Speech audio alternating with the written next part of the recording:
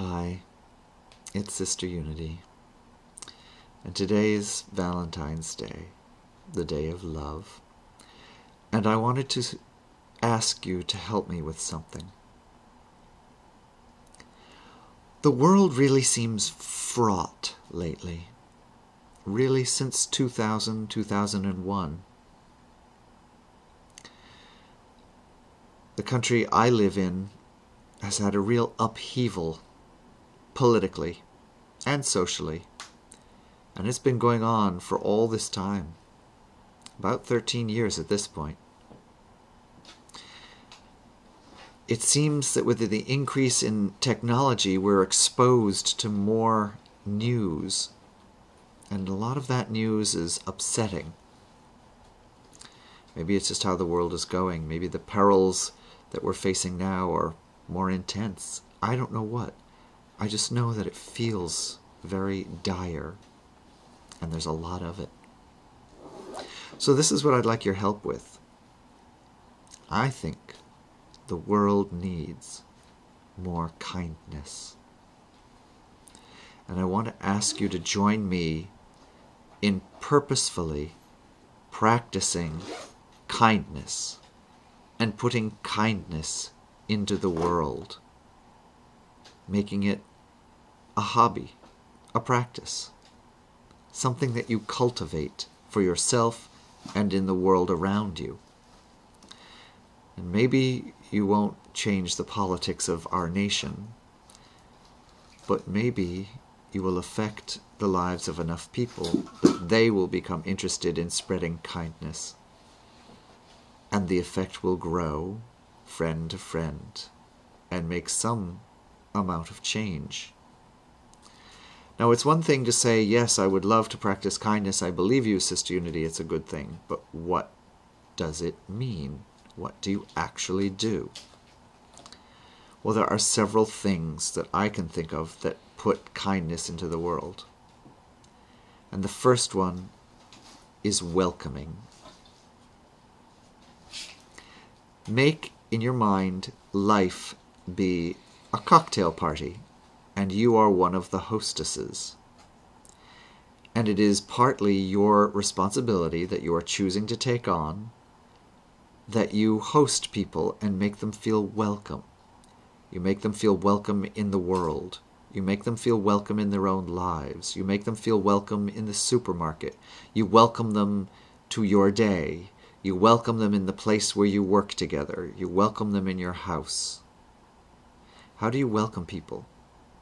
You look at them and you say, welcome. Or whatever the situation calls for in terms of words that you're going to use, but you look at them in the eye and you say something or do something that makes them feel that they are okay, that they can relax, that they can trust. They're in a kind of home. Welcoming. It's a very high dharma.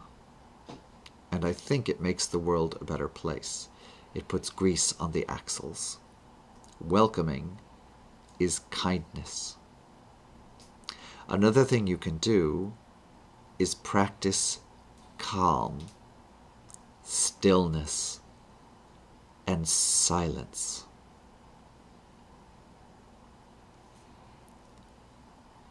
It seems that we have a premium on communication and on information.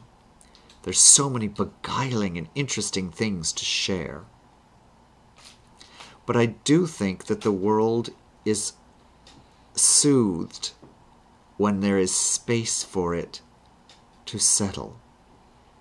And so, purposefully not putting out more information, purposefully not communicating everything, practicing being silent or still or calm will give you, the people around you, and the world a little downtime, a little rest, a little respite.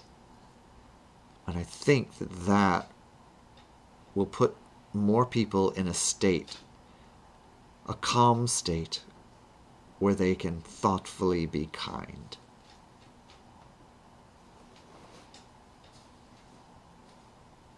You can listen to people. You can offer advice. You can refrain from offering advice and just listen. These are ways to be kind. You can support people and uplift them with a kind word. Hey, that was a really good job. You don't have to say it.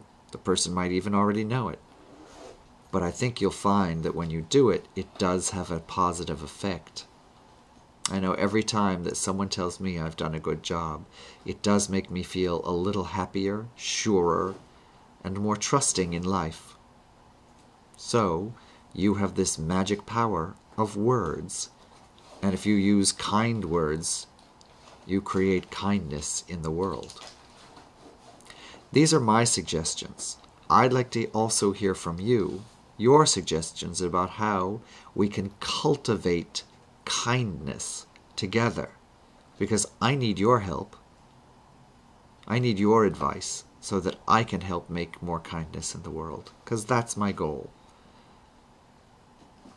I think we can nurse our experience of life back to a whole place if we all pitch in and cultivate kindness.